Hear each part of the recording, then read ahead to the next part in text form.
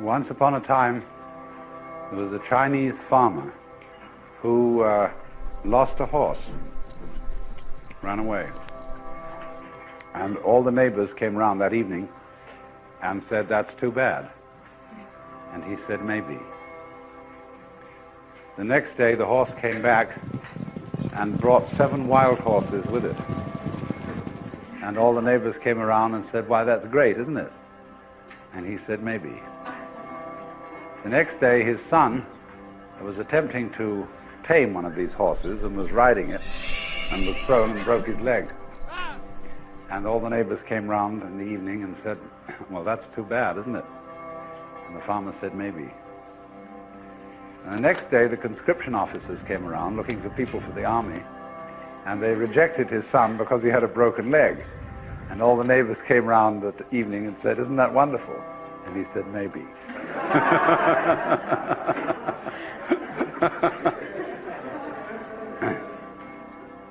The whole process of nature is an integrated process of immense complexity,